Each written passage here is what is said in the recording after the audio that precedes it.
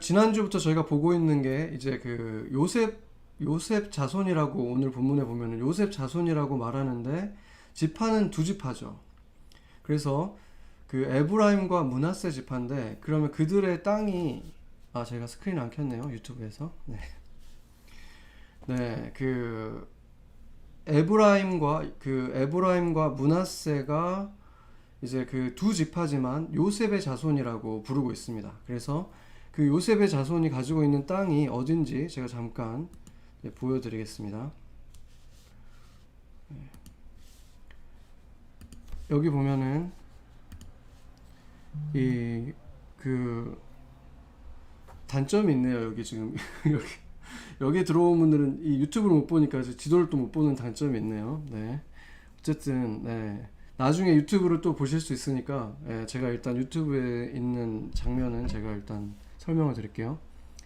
그래서 여기를 보면은 이 에브라임이 여기 있고요. 므낫세가 그 위에 있습니다. 그러니까 그 유다 위에 단과 베냐민이 아주 작게 있고 유다가 보면은 그 사해 옆에 가장 많은 땅을 차지하고 있었죠. 저번 지도 봤을 때 유다가 여기 있고 그 다음에 이제 베냐민과 단이 여기 있고 그 옆에가 이제 에브라임과 므낫세가 여기를 차지하고 있습니다. 오늘 지도를 그렇게 많이 볼 필요는 없어요. 왜냐면 지금 그 말하고 있는 많은 지명들이 지금 정확하게 어디 있는지 학자들도 모르기 때문에 유추하고 있는 게 많아요. 그래서 어디가 뭐가 있고라기보다는 전체적인 그냥 사이즈를 아는 거가 더 중요합니다. 네, 지도는 여기까지만 볼게요.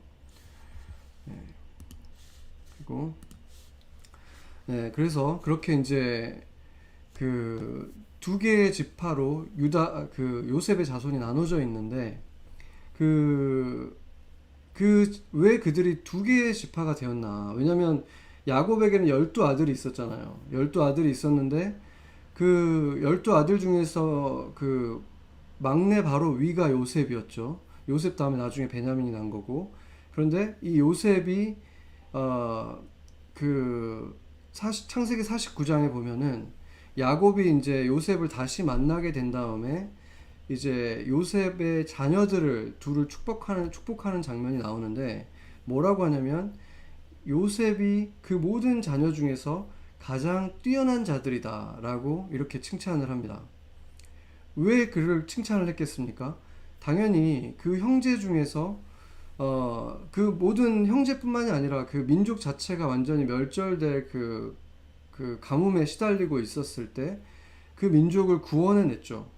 그리고 그 초강대국 이집트의 당시에 최고의 나라였던 이집트의 총리가 된 거예요. 그러니까 지금으로 생각해 보면은 노예로 끌려가가지고 어떤 최대 강대국의 노예로 끌려갔는데 거기에서 2인자가 된 거죠. 국무총리가 됐다고 생각을 해보세요. 그러니까 어마어마한 일이 일어난 거죠.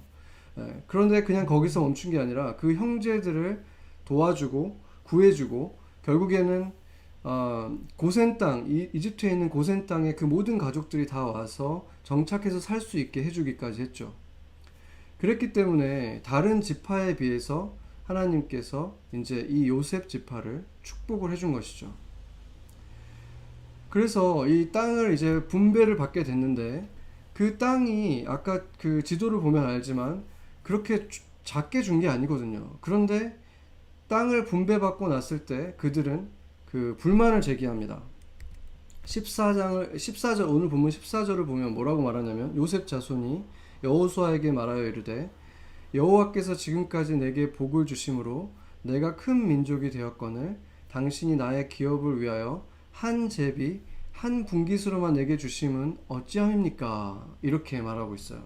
이게 지금 무슨 말이냐면 지금 분명히 야곱이 우리에게 그 두 개의 지파로 인정을 해줬고 우리는 두 개의 지파가 됐는데 왜 제비뽑기는 한 번만 합니까? 이렇게 지금 따지고 있는 거예요. 그래서 그 얘기를 들으면 이해가 되죠. 분명히 두 지파인데 왜 그럼 제비뽑기를 한 번만 했을까? 그런데 그들이 그렇게 따진 이유를 한번 생각을 해보면은 제비뽑기하고 사실은 땅 크기하고는 상관이 없어요. 왜냐면 그걸 뽑았을 때 그 땅의 크기가 크게 결정이 되어 있으면 되는 거거든요. 왜냐면 유다는 한 번 뽑았지만 가장 넓은 땅을 차지하잖아요. 다른 지파들 여러 개를 합친 만큼의 땅을 한 번에 제비뽑기에서 유다는 차지했거든요. 그러니까 결국에 이들이 지금 불만을 가졌던 것은 실제로 한 번만 제비를 뽑았던 거가 아니라 한 번 더 뽑아서 더 많은 땅을 우리에게 주십시오라고 지금 그에게 요구하고 있는 것이죠. 그래서 그들이 승복을 못해 그들이 지금 여호수아에게 이렇게 찾아와서 이렇게 어떻게 보면은 요구하고 있는 것은 제비뽑기에서 결정된 자신에게 주어진 그 땅에 대해서 불만을 갖고 있는 거예요. 그것을 인정하지 못하겠다. 다른 땅을 달라. 이렇게 지금 요구를 하고 있는 거죠. 그런데 12지파 중에서 자기 땅을 받고 났을 때 결정된 다음에 불만을 제기한 지파는 지금 이 두 지파밖에 없습니다. 그러니까 요셉의 자손으로 불려지는 어떻게 보면 한 자손이죠. 이들밖에 없었다는 거예요. 이게 근데 그들의 무엇을 보여주는 것입니까? 그들의 태도가 보여지죠. 제비뽑기를 한다는 것은 사람이 결정하는 게 아니라 하나님이 결정하신다라는 의미라고 했잖아요. 그렇다면은 그들은 지금 하나님이 결정한 것을 자신들이 판단했을 때는 불의하다라고 지금 따지고 있는 거예요. 하나님이 결정했지만 이것은 정의롭지 않고 뭔가 잘못됐습니다. 현명하지 않습니다. 이렇게 지금 따지면서 요구하고 있는 거예요. 그러니까 하나님이 보기에 이 사람들한테 맞다고 해서 지금 이 땅을 줬는데 자기의 머리로 생각을 해봤을 때는 자신의 지혜로 봤을 때는 이게 부족한 거죠. 그렇기 때문에 자신이 지금 어떻게 해서든 자기가 필요한 것을 챙겨보려고 지금 여호수아에게 요구하고 있는 것입니다. 그런데 이게 지금 더 놀라운 건 뭐냐면 나중에 우리가 이제 그 다음 장으로 넘어가면 알겠지만 7지파는 지금 아직 나누지도 않았어요. 그러니까 7지파는 땅을 나누려면 아직 시간이 더 많이 필요한 상황이거든요. 그러니까 지금 굉장히 빨리 나눠준 지파 중에 하나죠. 복을 받은 지파인데 그 땅이 그러니까 다른 지파에 비해서 큰지 작은지도 지금 판단도 안 되는 상태에서 그냥 무조건 더 필요하다고 지금 요구하고 있는 거예요. 이걸 보면은 왜 어떻게 지금 예를 들어서 그 다음 지파들이 땅을 받았는데 그 땅이 자기들이랑 비교했을 때 자기들이 더 큰 지파인데 우리한테 더 작은 땅을 줬습니다라고 얘기를 한다면은 그게 조금 더 설득력이 있잖아요. 그런데 거기까지 가지도 않았는데 자기들이 지금 먼저 이것은 우리한테 땅이 부족하다. 이 땅은 우리한테 모자라다라고 얘기한 것은 지금 누군가하고 지금 비교를 하고 있는 거예요. 그런데 그들이 지금 누구인지를 생각해 보면은 누구하고 비교를 하고 있었는지가 분명하게 드러나죠. 바로 요단 동편에 있는 지파들입니다. 왜냐하면 요셉 지파의 하나인 므낫세 반지파가 요단 동쪽에 어마어마한 땅을 차지한 걸 우리가 저번에 봤잖아요. 굉장히 큰 땅이죠. 거의 유다 지파하고 맞먹을 만큼 큰 땅을 지금 므낫세 지파가 차지한 거죠. 그러니까 므낫세 반지파가 그러니까 자기와 같은 요셉 자손 중에 하나인데 그들이 모세에게 찾아가가지고 우리는 아직 요단 서쪽에 가나안 땅에 들어가기 전이었죠. 그때 먼저 그 땅을 먼저 우리한테 달라라고 요구하는 장면이 있었잖아요. 그래서 그 땅이 우리 눈에 너무 좋으니까 우리는 가나안 땅 안 주셔도 되고 이 땅을 그냥 주십시오라고 요구했었고 결국에는 모세가 그걸 허락해 줬죠. 그래서 그 땅을 받는 장면을 지금 이 다른 서쪽에 있는 므낫세 반지파와 에브라임 지파가 그걸 봤잖아요. 근데 그들 마음속에서 어떤 생각이 들었겠습니까? 우리도 그냥 여기서 요구해야 되나? 그렇지만 가나안 땅이 더 좋겠지. 그런 아마 갈등은 있었지만 가나안 땅을 기대하면서 들어왔을 거예요. 그런데 그들이 받은 그 땅이 요단 동쪽에 있는 므낫세 땅보다 작거든요. 이 둘이 합한 땅이. 그러면 작아 보이겠습니까? 안 작아 보이겠습니까? 당연히 작아 보이는 거예요. 그 요단 동쪽에 그 어마어마한 땅, 그리고 거기는 보면 대부분 평지거든요. 그러니까 거기는 평야지대고 이미 그 가나안 족속들이 땅을 다 일궈 놓은 땅이었어요. 그러니까 성읍들이 있었던 땅이었다는 거죠. 그렇기 때문에 그냥 차지만 하면은 별로 개발할 게 없는 땅인 거예요. 그런데 지금 므낫세와 에브라임에게 주어진 땅은 위치 자체는 그 허리 지역이거든요. 그 가나안 땅 전체에서 중앙에 있기 때문에 굉장히 축복받은 땅이긴 한데 거기 지형을 보면은 그 서쪽이 다 산림으로 돼 있어요. 그러니까 거기가 이렇게 높은 산지로 되어 있는 지역들이 많은 거예요. 그렇기 때문에 그 땅을 보고는 자기의 땅과 비교했을 때, 동편과 비교했을 때는 너무 초라해 보인 거죠. 그러니까 그게 후회가 되면서 후회가 되면서 이제 자기들도 그만한 땅을 달라 지금 이렇게 요구하게 된 것입니다. 게다가 그들은 아직 청동기 시대에, 네, 반가운 얼굴들이 나타났네요. 네, 청동기 시대에 머무르는 무기들을 가지고 있었는데, 그들은 지금 가나안 땅의 그 산림 지역을 차지하고 있던 그 가나안 족속들은 그 철기 시대의 무기를 가지고 있다는 거죠. 그러니까 비교가 안 되는 무기를 가지고 있는, 철병거를 가지고 있다. 그런 얘기를 하고 있는 거죠. 그러니까 지금 우리가 생각했을 때도 인간적으로 한번 생각을 해보세요. 나도 형제고 똑같은, 심지어 요셉 지파인데, 요셉에서 나온 형제인데 지금 요단 동편에서 먼저 가나안 땅에 들어오기 전에 요구했던 이 므낫세는 저렇게 크고 넓은 땅, 광활한 평야를 받았는데 나는 말을 잘 듣고 이 가나안 땅까지 같이 들어왔는데 나에게 주어진 땅은 훨씬 안 좋은 땅이고 거기에는 아직도 무찔러야 될 적들이 남아있는 거죠. 그 동편은 다 같이 무찔렀잖아요. 그러는데 여기는 지금 아직도 무찌를 적도 남겨있고, 그렇기 때문에 결국 그들이 불만을 가졌던 이유는 지금 그 므낫세 반지파에 대한 시샘이었다고 볼 수 있는 것입니다. 그러니까 그 자신이 지금 더 개발해야 되고 했던 그 땅을 지금 받고 나니까 전에 그 포기했던 땅이 지금 아른거리는 거죠. 그래서 지금 주어진 땅이 마음에 들지 않기 때문에 이 여호수아에게 불만을 나타내고 있는 거죠. 그런데 여호수아가 오늘 본문에서 어떻게 반응을 합니까? 여호수아가 그 요구를 들어주질 않죠. 근데 여호수아가 그 요구를 들어주지 않는 것이 그 여호수아의 성품을 또 보여주는데, 그게 왜 그러냐면 여호수아가 어느 지파입니까? 에브라임 지파잖아요. 여호수아가. 그러니까 자기도 살게 될 땅인 거예요, 한마디로. 어떻게 보면 그렇기 때문에 이 에브라임 지파가 더 뻔뻔하게 어떻게 보면 요구를 할 수 있었던 거죠. 당신의 자녀들도 살 땅이다. 그렇잖아요. 그러니까 당연히 이스라엘 전체를 지휘했던 지휘관이고 왕 같았던 이 여호수아의 자녀들이 살게 될 땅인데 당연히 더 좋은 땅, 더 넓은 땅을 받아야 되지 않겠습니까? 그런 마음이 들고 그렇게 설득하면 들을 수 있겠다는 생각이 들었기 때문에 이들이 다른 모든 지파는 제비뽑기의 결과에 대해서 아무도 불만을 갖지 않은데 지금 이 지파만 그렇게 요구를 했던 것이죠.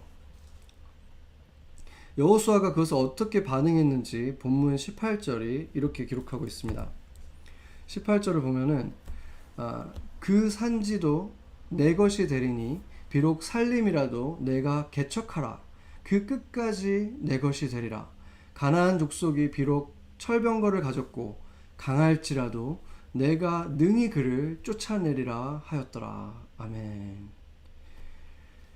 그러니까 여호수아는 제비뽑기로 결정된 것에서 조금도 바꾸지 않겠다는 거죠. 그런데 너희들이 지금 보고 있는 땅은 이 산림을 개간할 생각은 하지 않고 이미 개발되어 있는 땅만 보고 있으니까 좁지, 너희가 그 땅을 개척을 하면은, 개간을 하면은 더 넓은 땅이 생길 수 있기 때문에 그 땅을 너희가 들어가서 정복하고 개척해라. 이렇게 지금 여호수아가 말하고 있는 거죠. 그 창세기에서 요셉이 야곱이 이제 그 에브라임과 그 므낫세를 축복할 때 어떻게 축복을 하냐면 이렇게 축복을 해요. 손을 이렇게 바꿔서. 그러니까 오른쪽에 원래 므낫세가 장남이기 때문에 므낫세를 세우고 왼쪽에는 차남이었던 에브라임을 놓고 그렇게 축복해 주라고 지금 요셉이 둘을 데리고 왔는데 야곱이 손을 이렇게 바꿔버린 거예요. 그러니까 요셉이 불만을 갖고 손을 다시 바꾸려고 그래요. 뭔가 잘못됐다. 왜 장남을 축복을 안 하고 바꾸십니까? 해서 바꾸려고 그랬더니 야곱이 아니다. 내가 이것을 원한다 하면서 그냥 그대로 손을 바꿔서 축복을 하죠.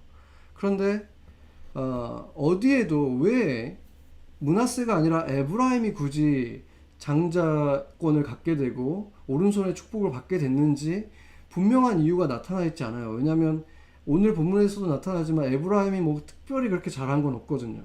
그런데 에브라임에 아주 특별한 사람이 하나가 있었던 거죠. 누굽니까? 여호수아가 있잖아요. 바로 이 여호수아 때문에 에브라임이 그 장자의 축복을 받게 되는 거예요.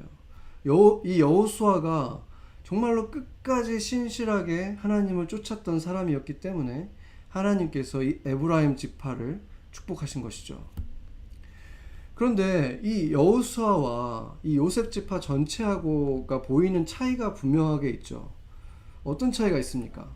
지금 보면 이 요셉 지파라고 불리우는 이 지파의 그 족장들, 이들은 지금 이제 젊은 리더들이죠. 새롭게 세워진 리더들이고, 여호수아는 이제 늙어서 이제 퇴진하고 있는 그런 상황이었잖아요. 그런데도 이 둘은 어떤 모습을 보이냐면, 젊은 지도자들은 지금 믿음을 보이는 게 아니라 자신의 생각과 계산을 보이고 있는 거예요. 그렇죠? 자신의 인간적인 생각과 계산을 통해서 땅이 더 필요하다. 그리고 분명히 이 사람도 에브라임 사람이니까 우리가 요구하면 들어줄 수도 있다.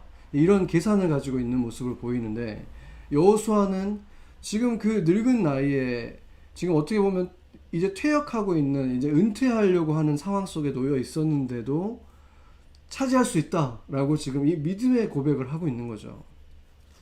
믿음이라는 게 무엇입니까? 믿음이라는 것은 원래 기본적으로 보장이 안 되는 길을 가는 거잖아요. 개런티가 되는 곳을 가는 거는 믿음이 아니죠.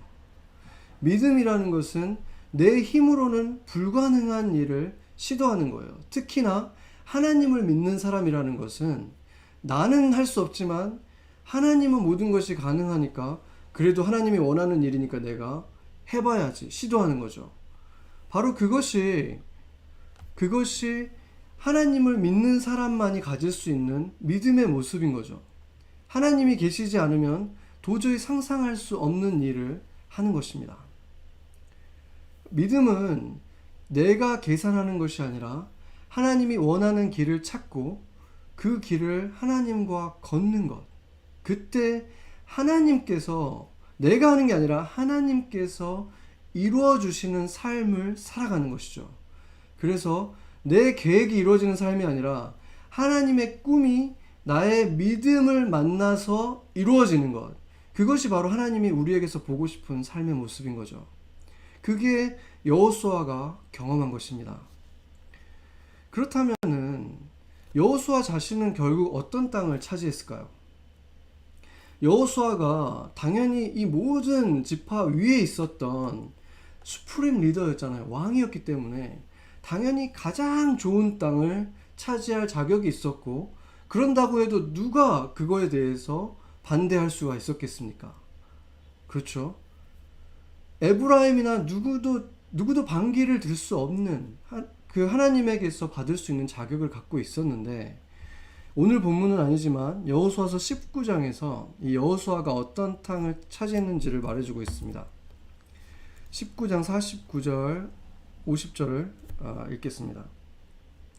이스라엘 자손이 그들의 경계를 따라서 기업의 땅 나누기를 마치고 자기들 중에서 눈의 아들 여호수아에게 기업을 주었으니 곧 여호와의 명령대로 여호수아가 요구한 성읍 에브라임 산지 딥낫세라를 주매 여호수아가 그 성읍을 건설하고 거기에 거주하였더라.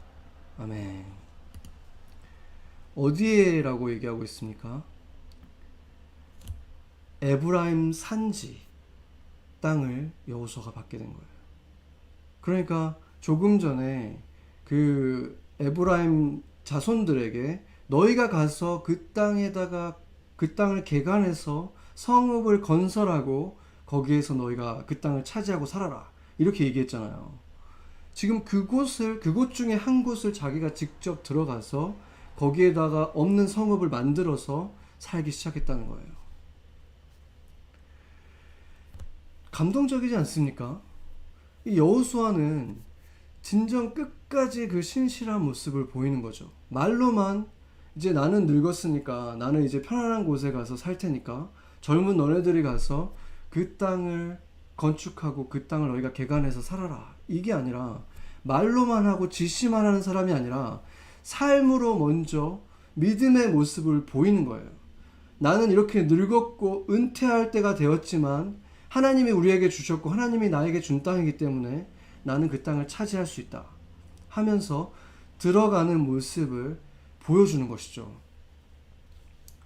여호수아가 그렇게 자신에게는 자신의 자식들이 정말 포함되어 있는 그 에브라임 지파와 그 므낫세 지파에게 이렇게 좋은 땅을 더 주겠다는 게 아니라 너희가 정말 그곳으로 가서 땅을 개발하고 그곳을 차지해라. 그때 그곳에 철병거를 가진 자들이 있지만 너희들이 이길 수 있다 라고 말한 것은 그냥 말하는 게 아니었죠. 그는 그것을 경험했잖아요. 그가 지휘관으로서 그 가나안 땅을 정복하는 것을 경험했죠. 그런데 생각해 보세요. 우리가 예전에 그 여호수아서를 처음에 볼 때 봤었지만 모세가 죽었을 때 그 직전까지 모세가 계속해서 그 지휘관 역할을 하고 있었어요. 그렇죠? 그때까지 모세가 건강했었기 때문에 조금도 눈이 흐리지 않고 건강했기 때문에 끝까지 모세는 마지막까지 지휘를 했었고 모세가 죽고 나서 바로 그때 이제 여호수아가 그때부터 맡기 시작한 거예요. 그런데 여호수아의 역할이 뭐였습니까? 모세가 죽었을 때 죽기 직전까지 여호수아의 역할을 성경은 뭐라고 말하냐면 시종이었다고 말하거든요. 모세의 시종. 그렇다면은 그는 그냥 그 모세를 시종 들면서 아주 단순한 일을 하던 사람이었는데 이 사람이 하루아침에 가나안 정복 전쟁을 이끌어야 되는 수프림 리더로서 갑자기 그 모든 일들을 다 맡아야 되는 상황이 된 거죠. 그랬기 때문에 하나님께서 성경 누구보다도 그 여호수아에게 강하고 담대하라는 말을 굉장히 여러 번 하셨었잖아요. 그리고 그것을 경험했죠. 그렇기 때문에 그가 알고 있는 것이 있어요. 내 능력으로 한 것이 아니다. 지금까지 내가 이 이스라엘을 이끌었고 이 정복 전쟁을 하나님의 뜻 가운데서 이룰 수 있었던 것은 내가 한 일이 아니다. 이것을 그는 확실하게 알고 있었던 것입니다. 모두 부족하고 능력이 없지만 주님밖에 믿을 것이 없었기 때문에 모세가 없잖아요. 누구를 믿겠습니까? 하나님밖에 믿을 수 없었던 그 순수한 소망밖에 가질 수 없고 순수한 믿음밖에 가질 수 없었던 여호수아 자신을 통해서 하나님이 하신 일을 직접 경험했기 때문에 바로 그 말을 지금 이 요셉 자손들에게 해줄 수 있었던 것입니다.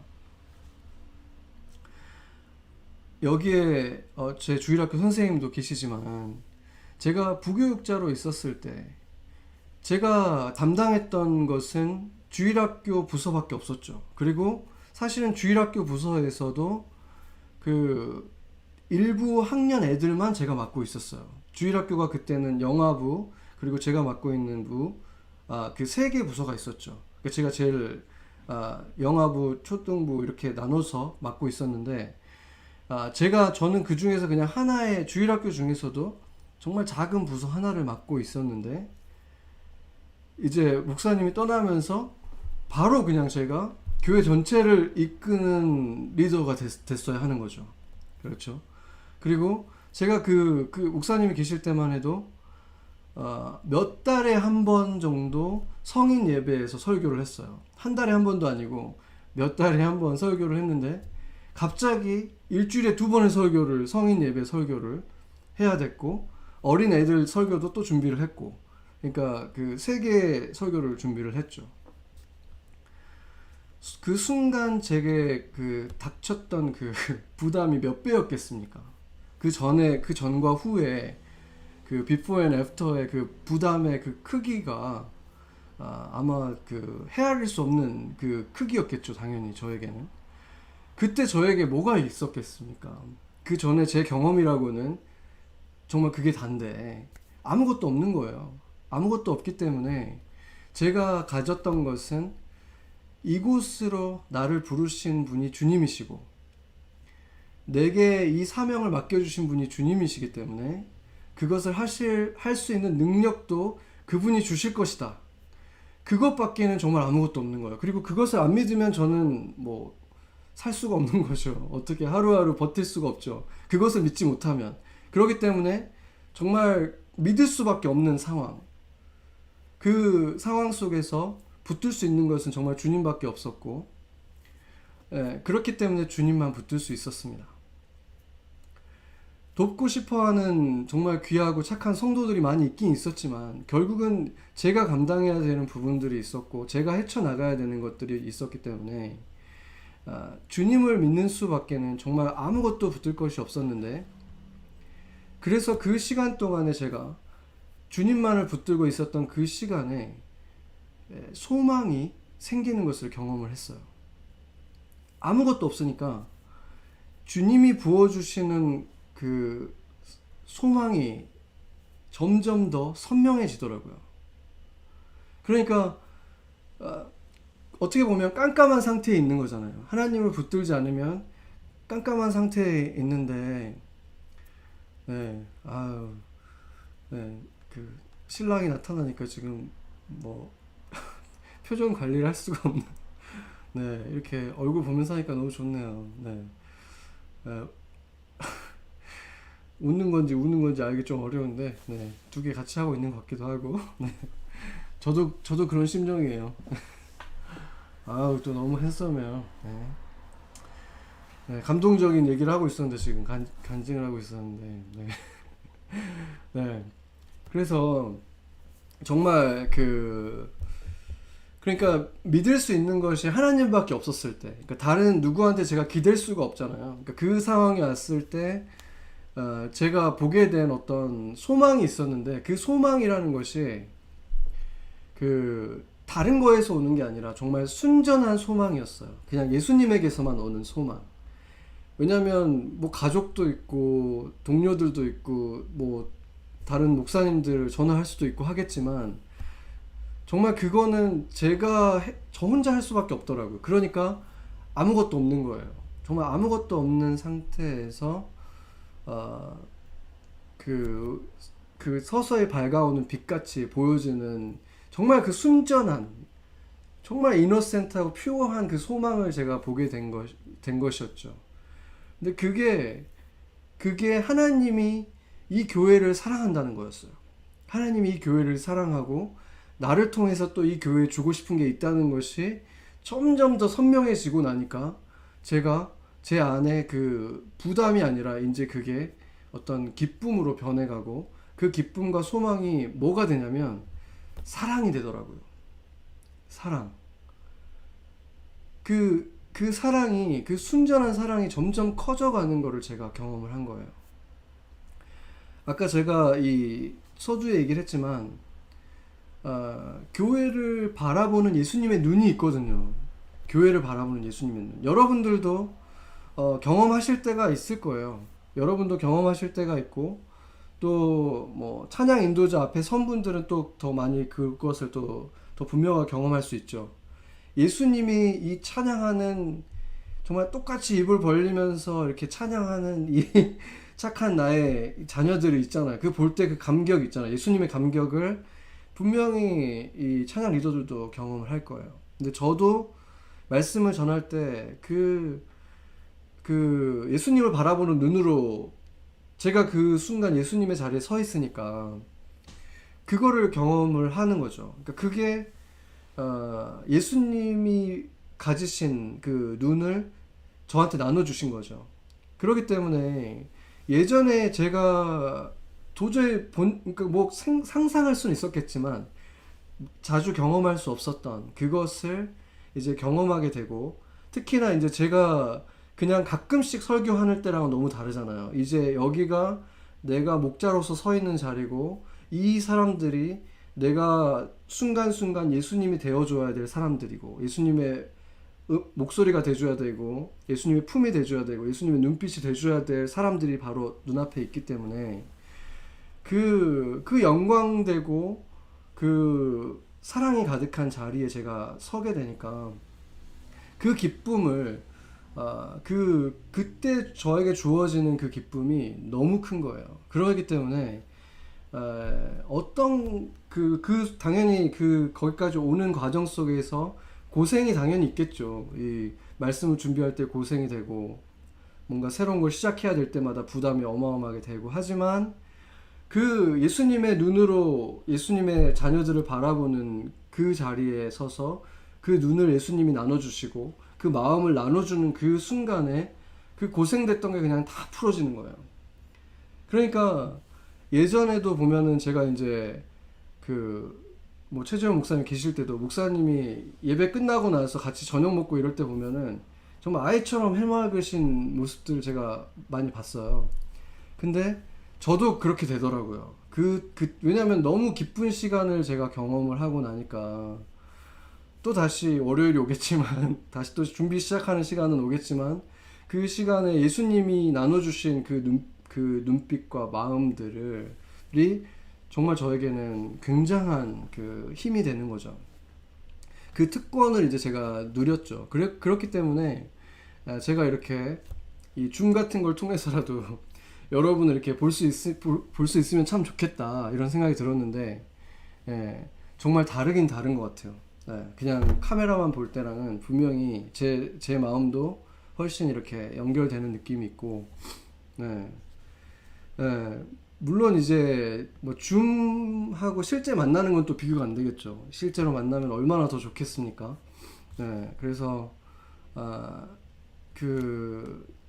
제가 이제 목회자가 되고 나서 이 교회를 맡고 나서 가장 행복한 순간이 제가 그 말씀을 전하고 있기 때문이 아니라 그 강단에 서서 예수님의 자리에서 예수님의 눈으로 여러분과 눈이 마주쳤을 때 있잖아요. 그때가 정말 행복해요. 그때가 가장 행복했고 그게 이제 저에게는 가장 큰 보상이고 그런데 그거가 지금 저에게는 상실된 거죠. 지금 이제 3달이 다 돼가잖아요. 그러니까 참 이제 저를 비롯해서 많은 목사님들한테 그게 참 좀 저도 사실은 그거에 대해서 그걸 내가 정말 이렇게 잃어버렸구나라는 거를 크게 생각을 못했다가 생각을 해보니까 뭐가 그렇게 내 가슴 속에서 크게 비어 있었나 생각을 해보니까 그 부분이 정말 컸던 것 같아요.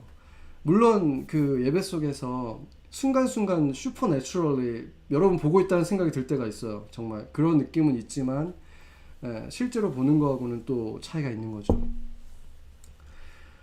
그래서 제가 그 시간을 겪으면서 보게 된 것이 믿음을 가질 수밖에 없었고 믿음밖에는 붙들 게 없잖아요. 주님을 믿을 수밖에 없었고 그 믿음을 붙들고 있다 보니까 정말 순전한 소망을 보게 됐고 다른 것에서 오는 소망이 아니에요. 나의 능력을 의지하는 소망도 아니고 어떤 사람도 아니고 정말 순전히 주님만을 의지하는 소망을 내가 순전한 소망을 갖게 됐고 그 순전한 소망을 붙들면서 이제 제가 걷기 시작했을 때 그게 사랑이 되는 걸 경험한 거예요. 인간적인 사랑이 아니라 하나님이 제 가슴에 채워주는 사랑을 경험을 한 거죠. 그래서 제 안에 소망이 뭐가 있냐면 지금 소망은 우리가 지금 이제 3달째 못 만나고 있는데 그럼에도 불구하고 우리가 다시 만났을 때 이전보다 더 사랑할 거라는 그 소망이 저한테 있어요.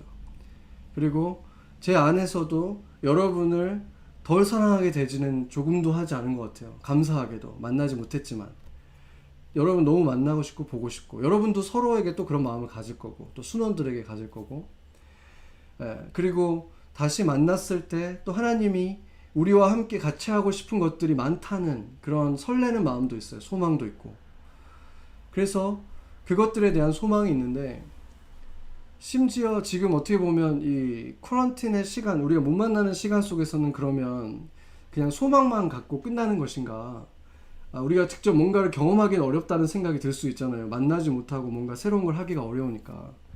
그런데 그냥 이 교회 안에서 여전히 소망이 사랑이 되고 믿음, 소망, 사랑이 이렇게 되어가는 모습이 여전히 지금도 일어나고 있는 것을 제가 보게 됐는데 그 제가 이제 교회를 처음 맡고 말씀을 전할 때 눈에 띄는 청년 하나가 있었어요. 물론 다 제 눈에 들어왔지만 왜 그 청년이 눈에 띄었냐면 일부 때에도 뭔가 섬기기 때문에 일부 예배를 드리는데 그때도 이제 저랑 눈이 마주치잖아요. 그러면 사역을 하고 있지만 여전히 정말 진지하게 예배를 드리고 있는 거예요. 그런데 2부 때에도 앉아서 똑같은 말씀을 두 번을 들으면 좀 지루할 수 있잖아요. 그런데 진지하게 또 처음 듣는 것처럼 앉아 있는 거예요. 그런데 그 모습이 정말 저에게는 굉장히 큰 도전도 되고 기쁨도 되고 했죠. 그런데 이 청년이 이제 성경 공부에도 열심히 남기 시작하고 그러더니 수요 기도회에도 나오는데 정말 예배 속에서 눈이 반짝반짝 하고 있는 거죠. 그런데 그래도 그 청년은 항상 이 뒤에서 섬기는 그런 모습의 청년이었어요. 항상 성실하게 섬기지만 뒤에서 섬기는. 근데 제가 이번에 이 북클럽을 하면서 약간 강권을 하긴 했죠. 전화해서 약간 강권하긴 했지만 섬기겠다고 하더라고요. 처음으로 우리 교회에서는 처음으로 리더 자리에 서겠다는 얘기를 해준 거예요. 제가 정말 많은 푸시를 한 건 아니에요. 그냥 조금 제가 강권하긴 했지만 그런데 정말 거의 선뜻 섬기겠다고 해준 거죠. 그것은 정말 쉽지 않은 믿음의 걸음이에요. 그렇지 않습니까? 자신이 해본 적 없는 일이고 두려운 일이죠, 당연히. 그랬기 때문에 우리 교회에 적지 않은 시간이 있었지만 그 자리에 서지 않았던 것이고, 그런데 그렇기 때문에 이 걸음은 정말 믿음의 걸음이에요. 뭘 믿고 가겠습니까? 주님밖에 믿을 수가 없잖아요. 믿고 가는 걸음을 가는 것을 제가 봤고, 제가 믿는 것은 그 걸음을 갔을 때 소망을 보게 될 거예요. 그 순전한 소망, 주님만이 줄 수 있는 순전한 소망을 보게 될 것이고, 그것을 통해서 제가 아무리 그 설교를 통해서 가르쳐줘도 직접 경험하기는 어려웠던, 제가 가르쳐줄 수 없는 그 아버지의 사랑 있잖아요. 그 예수님의 눈빛, 예수님의 마음을 직접 예수님에게서 배우는 일, 그 아버지의 사랑을 배우는 일을 이번에 경험하게 될 거라는 거죠. 그것만 생각해도 정말 가슴이 뛰고 너무 기쁜 거죠. 제 안에. 우리는 지금 만나지도 못하고 3달 동안 어떻게 보면 멈춰 있는 것 같은 시간이지만, 멈춰 있는 시간 속에서 한 청년이 자라고 있었고, 한 청년이 이렇게 이제 그 다음 스텝으로 믿음의 정말 이 여정을 시작하는 걸 보는데 정말 천하보다 귀한 일이 일어나는 거예요. 너무 기쁜 거죠. 제가 이것에 정말 기뻐할 수 있고, 또 그 친구에게 그래도 내가 한번 해봐라, 해보자 이렇게 얘기할 수 있었던 이유는 제가 바로 그 똑같은 길을 걸었고, 그 걸음 속에서 한 가지도 후회하고 있지 않기 때문인 거죠. 내가 다 성공했다는 것이 아니라 시도해보고 당연히 원하는 대로 안 된 일들이 당연히 있었지만 그것은 결코 후회될 만한 영혼 속에서의 실패가 아니라는 것을 알기 때문에 제가 그 친구한테 말했어요. 실패는 없다. 하나님이 부르시는데 나가는 그 걸음에 실패는 없다.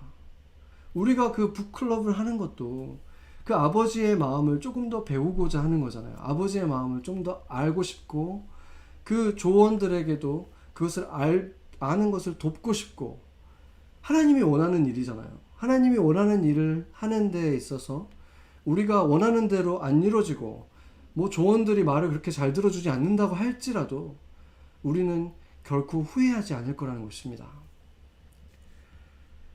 여러분들도 믿음의 걸음을 시작하세요.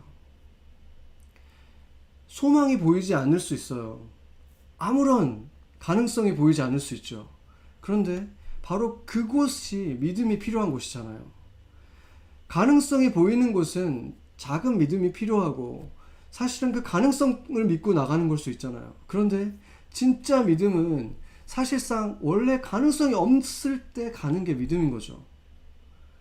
그렇게 가능성이 없는 곳에서 하나님만 믿고 갈 수 있을 때 순전한 소망을 보게 되는 거예요. 하나님만 줄 수 있는 소망을 볼 것이고, 그 소망과 함께 걸을 때 진짜 사랑, 내 인간적인 사랑이 아니라 하나님이 부어주시고 하나님이 나로부터 역사하시는 그 온전한 사랑을 우리가 경험하게 되고 나누게 되고, 그것이 있을 때만 주님이 우리에게 그렇게 여러 차례 말씀하신 서로 사랑하라고 하는 그 사랑, 우리의 노력, 인간적인 매력을 갖고 사랑하는 그것이 아니라 하나님의 사랑으로 나를 사랑하듯 사랑하는, 하나님이 나를 사랑하듯 사랑하는 그 사랑을 할 수 있는 사람들이 우리가 될 수 있다는 것입니다. 여러분 한 사람 한 사람에게 그 일이 일어난다고 생각해 보세요. 그러면 이 교회가 어떻게 되겠습니까? 지금 듣고 있는 여러분 한 사람 한 사람, 지금 여기 9명만 정말 그 사랑을 갖게 된다고 생각을 해보세요. 아버지의 사랑, 내가 받기 위해 주는 사랑이 아니라 주고 줘도 지치지 않고, 주고 줘도 마르지 않는 그 사랑을 우리가 다 가질 수 있게 된다면 이 교회는 정말 천하무적이 되는 거예요. 이 교회는 정말 맨하탄에서 열방까지 영향을 끼칠 수 있고 온 세계가 놀라워하는 교회가 될 수 있는 것입니다. 덩치는 크지 않지만 바람에 쉽게 넘어지는 그런 웅장한 나무는 아닐지 몰라도 뿌리가 깊은 나무, 세상이 보기에 겉이 큰 나무가 아니라 뿌리가 깊은 나무라서 천국에서 거대한 나무, 그래서 많은 이들을 쉬게 해주고 그들의 영혼을 만족시켜주는 그러한 교회가 될 수 있다는 것입니다. 하나님이 꿈꾸는 교회, 우리가 그런 작은 나무들 하나하나가 되는 것을 예수님이 보고 싶어 하십니다. 우리 한 사람 한 사람이 그러한 나무가 될 때 이 맨하탄이 그러한 쉬어갈 수 있는 숲이 있는 나무가 될 때 얼마나 좋겠습니까? 하나님께서 이 시기가 끝났을 때 이 맨하탄 선교교회가 많은 사람들이 영혼의 쉼을 얻고 만족을 얻게 되는 그 작은 숲과 같은 교회 되기를 같이 기도하면 좋겠습니다.